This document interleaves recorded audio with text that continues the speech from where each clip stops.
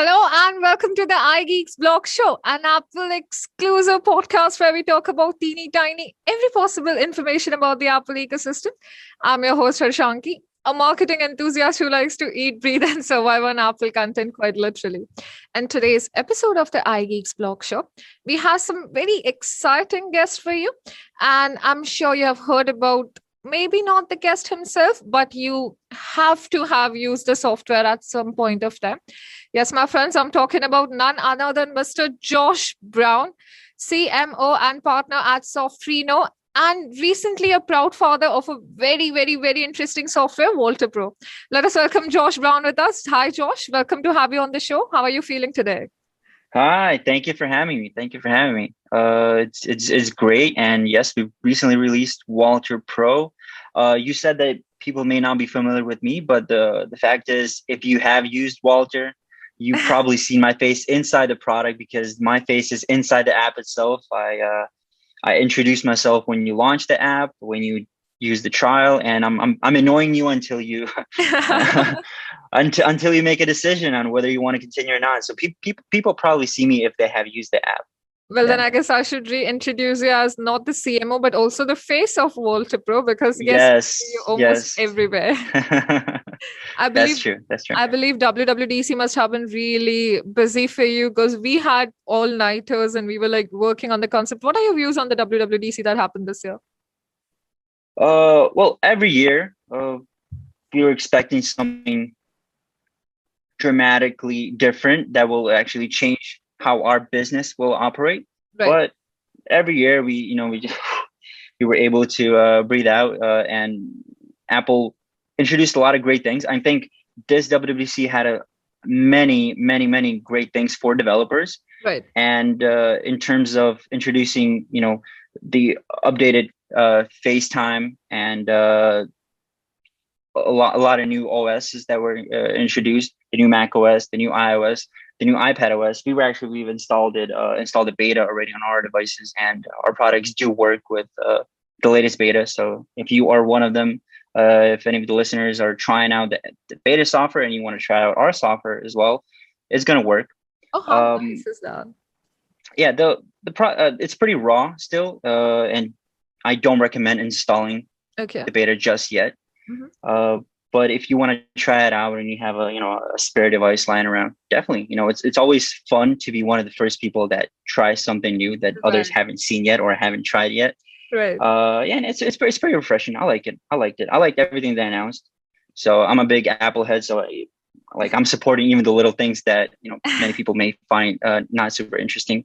But if there has to be one feature that you really have to criticize about WWDC, any feature, any OS, what would that be? Something that disappointed you, maybe? Disappointed? That's a strong word. Let me think. Because of media getting a hold of so many leaks, I would say, right? You're no longer disappointed, but you're pretty much you're disappointed maybe because you're not surprised. Okay. A lot of the things that you see, you're expecting already because of the leaks that you read online, Right. And you guys are running your own news website, so you get a hold of a lot of rumors yourself. Yes. So yes. We read them all the time, and new devices, new features, you hear them, and you're not as surprised. I think that's one of the things that we usually expect, like that one more thing. You always expect it. Yeah. But you don't see it. Steve Jobs used to shock us, and we used to be so super excited about it. Nowadays, it's so easy to find out about the features before it's actually released. I was really upset when the new MacBook Pros went announced because all of us were really waiting for MacBook Pros to come up, and they did not show up. So the entire team was quite upset that a lot of us are really hold on to our purchases that we're going to order new MacBooks. But yeah, I guess we'll all have to wait for a couple of more months. Yeah, I guess for sure. But if you look at the history, you don't always get hardware during WWDC. So it's usually like that little nice surprise. Yeah.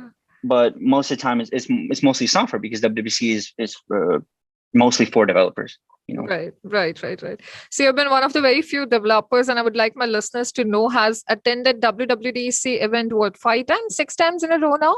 You've been a regular attendee at the WWDC events, right? Every year, yeah. Since 2015, we've Oh my been God. with Softorino products, Uh-huh. and yeah, the past few 2 years, it was online only, and yeah, we haven't attended. I'm going to be honest, we haven't even purchased a ticket or anything like that because it's free. It's Right. free. Right. But do you miss the older experiences going to the stadium versus the online event? How was the transition for you? Yes, it's definitely something that we miss a lot. I'm super excited about going back to the actual event, and having a huge community of fellow developers that have the same problems, they have the same excitement.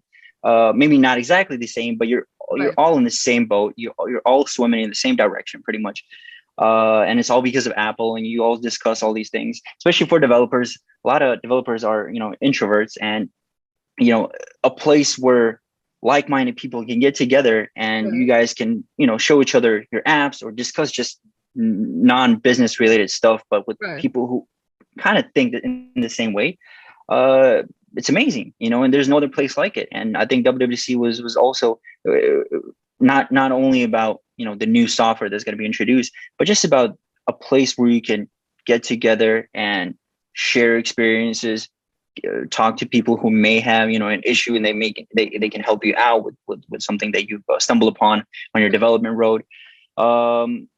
Also great way to meet the media, and the media is always like a huge supporter of developers, so you can always get together with like the journalists that wrote about you, or that that helped you get the audience that you were looking for, and you can meet them in person and discuss various things. So yeah, it's definitely something that we really miss, and I'm hoping that maybe next year we'll be able to come back. Yeah, hopefully we all have our fingers crossed. And if we have the WWDC in person next year, then possibly I won't have to do this interview over a Zoom call, and we can meet. Exactly. For sure. We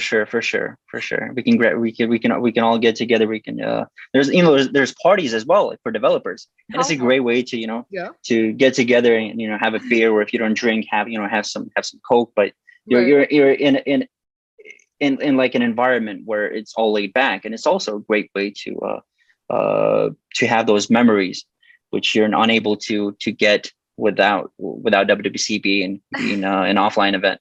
Right. So one of our regular listeners commented WWDC as Comic-Con for developers and nerds. Do you agree to that statement? Kind of, yeah. That's a nicely said. I was really proud when I came across that comment. Okay, so enough said about WWDC. Why don't you tell us a little more about Softrino? I believe you were a group of friends that started really early, and I'd want to know the journey. Yeah, thank you for the question. Softorino, we're an independent software company. Okay. In 2014, we got together. It was 4 of us. One Mac developer, one Windows developer, and one designer and creative director. He was also the CEO at the time, and myself, who was running marketing. Okay. And nobody knew about us. We were creating simple utilities for Windows and all that stuff. But we were building like a big iPhone manager at the time. In 2014, it was still a big deal. Not anymore. Right now, there's a lot of different ways that you can manage your device, and streaming and cloud became so popular. But at the time, it was not. It was still something that people wanted. Mm-hmm. And while developing that product, a big iPhone manager, we stumbled upon a feature that was able to notify you on your Mac whenever your iPhone battery is going low. Oh, so pretty much, you know how those notifications that you get on your Mac, like your battery, go ahead and charge your Mac. Right. We were able to get those notifications on your Mac from your device. So we were able to get that information, and we created this app called I Better Charge. Okay. Like I Better Charge. And I better like a few meetings in that name. And it was completely free. We launched it, and it blew up. I think it's because it's a simple utility, nothing like it. People didn't know they had this problem until they tried it. Right. And in over 70 countries, the media in the 70 countries picked it up. they liked the idea, and it helped put Softorino on the map. It was so it was the first free app that we created, and it was still on our way. Just a little feature that we got from this iPhone manager that we were building, and over time we were able to spend more time developing like an iTunes alternative, and we were able to figure out a way how to put files on the device, on iOS devices, and even if they're not in a supported format, make them playable in the native players, like video players, music players. So that's how we got WALTR. It's an app that allows you to drag and drop files into your iPhone, iPad, or iPod, and play them without any hassle. So it's just like an Android experience that you would expect, like drag and drop into a folder, but it's like a magic drop zone for your iPhone. And there are three use cases that people would want this software for. The first one is for video files. So if you have like unsupported formats like MKVs, AVIs, like DVDs or videos that you download from the internet, usually the old way is to find a converter online or download some converter like Handbrake, figure out the settings that make this video playable on your iPhone, convert it, wait until it converts, pray that it's properly converted, open up iTunes or on the latest Mac OS, just go into Finder, plug in your device, add that file into your library, the video file, sync it, and it's going to show up on your device. Oh, nice. No, but that's the process that you had to go through. Okay. With WALTR, you open up WALTR, you drag and drop the video, and it shows up on your iPhone. So we pretty much cut iTunes and converters out of the way. And that's why it became so popular, because it was such an easy to use solution on getting files to your iOS device. That's a great solution that you came across. But then I do have this confusion that, I guess early 2010s and those 4-5 years, the market was very competitive. So did you have to have enormous marketing cost, or just the product was good enough to scale itself in the market? No.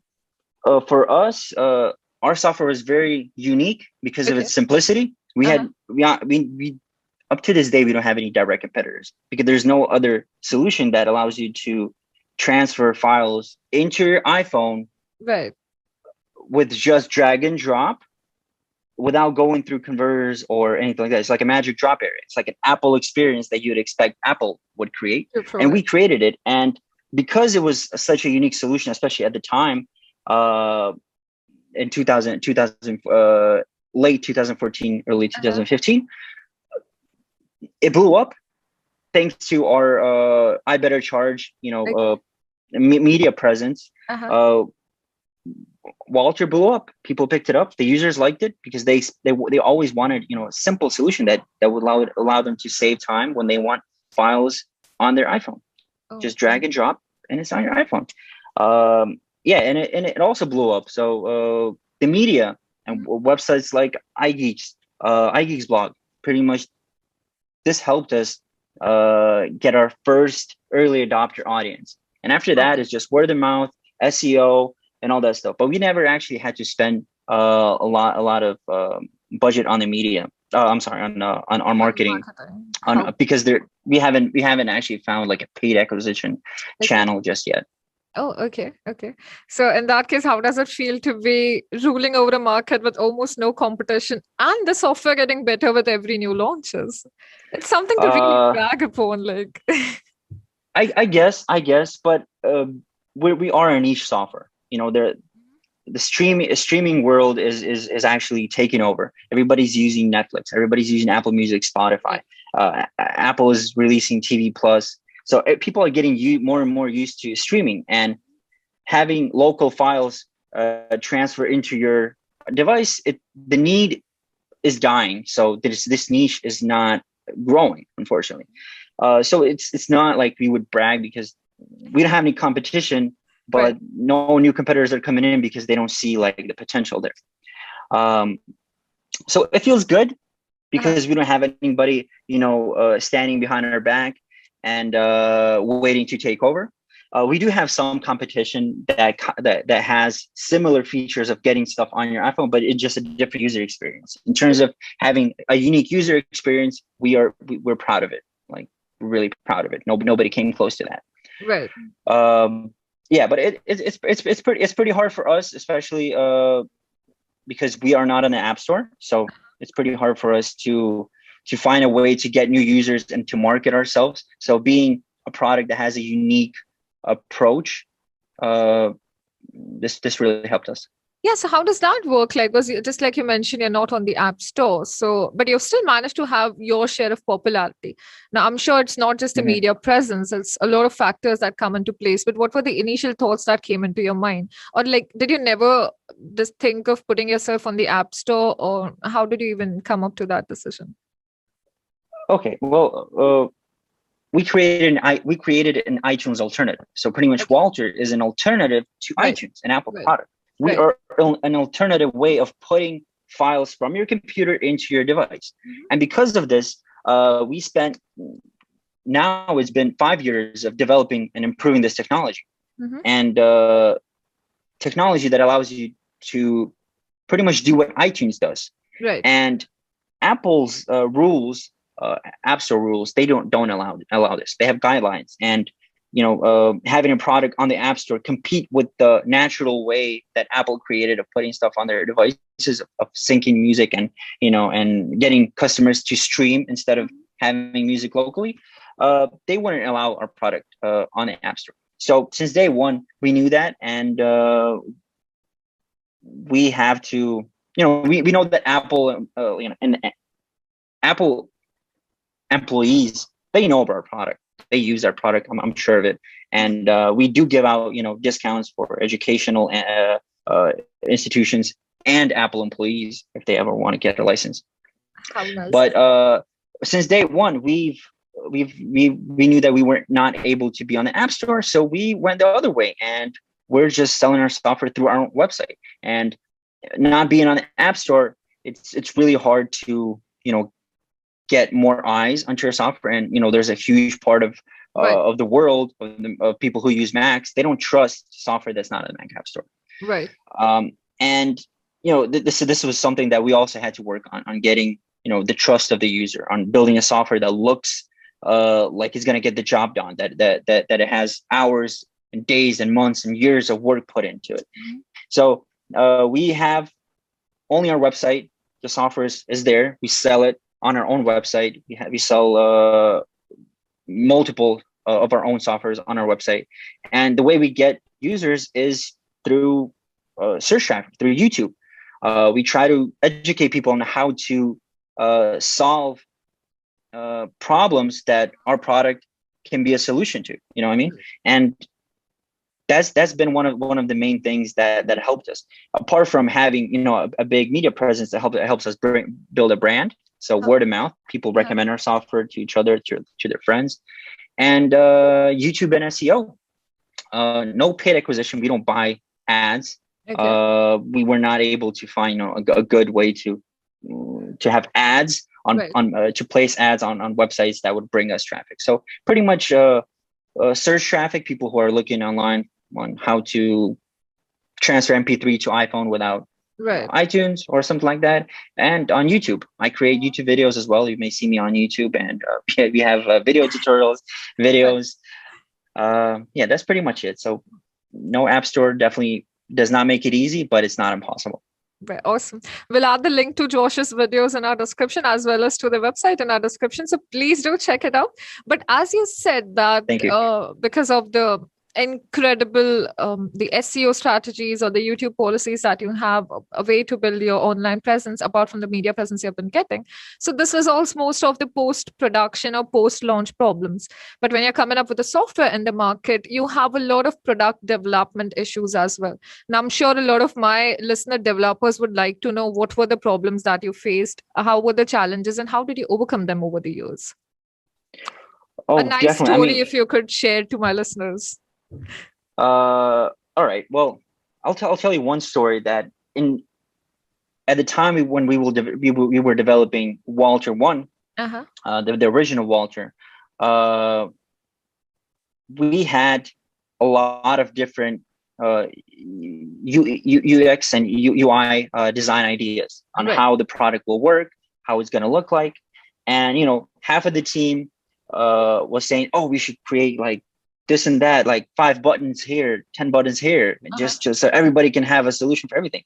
The other half was like, no, we don't need any buttons at all. Okay. We want to make it a seamless experience. So at the time when we were developing, one of the hardest part was letting go of the button that you're 100% sure that people need it, but you need to get over that barrier and create a more seamless experience, because you're creating a product for the end user, not for like just one professional that may need it.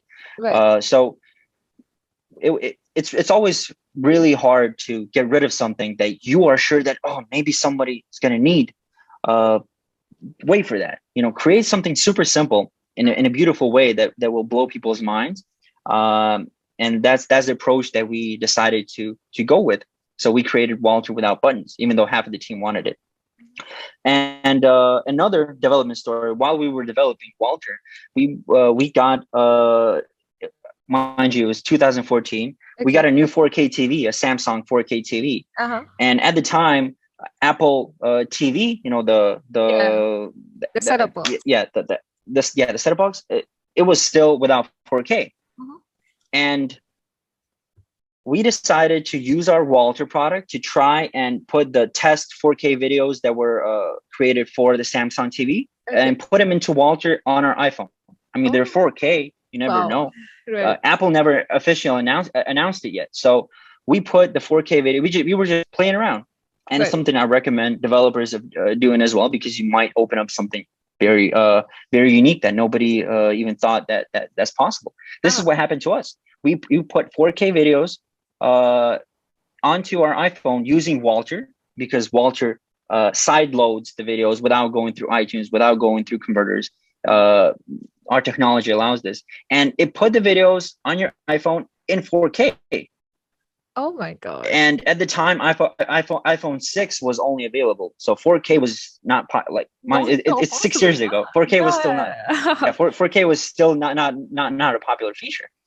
And we were like, oh my God, this is crazy. This is probably something that the media will want. So we went to the #1 blog at the time about Apple, the unofficial Apple blog, TwoOff. You probably heard of it. Our competitors here. Now it's I'm sorry, but they're no longer. I'm just kidding. They're no longer live. Okay. I think they closed, but at the time they were super popular. So we went and gave them the exclusive, and they published a story that said, WALTR developers discovered that the new the chip in iPhone 6 is able to play 4K, which means Apple is going to release Apple TV 4K. Oh my God. And it was just like 5 months before WWDC. So the world went crazy. And we had all the media, like even the TV stations, everybody was talking about it, because Apple rumors are really crazy and people love it. And so we were behind. We were the people who discovered it. So we got a lot of attention. And we got a lot of downloads. A lot of people found out about our product because of this. Because of this little thing that we discovered while developing the product. We were just playing around. Oh, what if we do this with our product? It was still not live. The product was not officially announced. So we were developing it, and we released it, and then we released this news. So we had like a plan to release this media bomb after we officially released our product, just so we can get more attention. Yeah, and it worked out. So my recommendation to any developers listening, definitely try it out, because rumors about Apple, something that you can discover. It's luck. It's definitely luck. It's not guaranteed, but try your luck. You never know. Maybe something that you discover it's going to be unique, and people will want to hear about it, and is going to definitely give you a boost in terms of media presence and your brand. That would be amazing. I mean, I even have goosebumps when I think of that moment. That imagine discovering something that the world isn't yet aware of, and that too in such a competitive. I mean, you're talking about an Apple rumor here turning into reality. It's so next to impossible to track that. Oh my God, that has been. Just to back it up, so people don't think that he's making it up. If you Google like iPhone 6 4K. You will see a ton of like news articles from back in the day, and you will see that they're all from about our product discovering it. So let's get it added somewhere here. I'll get a screenshot added here for our users. Awesome. To see. Yeah, great, amazing, and yes. So this almost brings me to the end of the episode. But from what I take from your generous time and your thoughts on for our developers and listeners is that. You push the right buttons, you will blow people's minds off. You keep it simple and just work your way around. Things are going to work out perfectly for you. Is there anything else you'd like to add on to our listeners, maybe? Well, one more thing. I didn't mention the new version of our products, WALTR PRO. It's the pro version. So I definitely recommend checking our software. WALTR PRO allows you to transfer any media in any format, any file type onto your iPhone, drag and drop, even photos and just any file. Right. But that's not the main story. I recommend trying it out, going to our website and checking it out. We have a free trial available.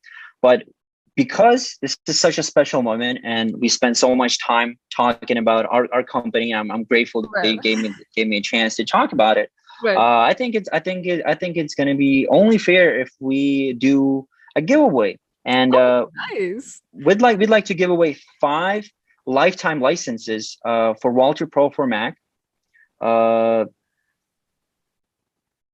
as well as a 1-week 30% off discount for any software on our website.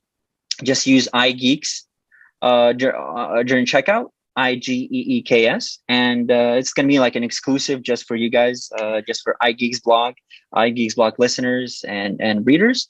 It's an exclusive coupon, 1 week only, and definitely enter the giveaway. We'll be giving out lifetime licenses.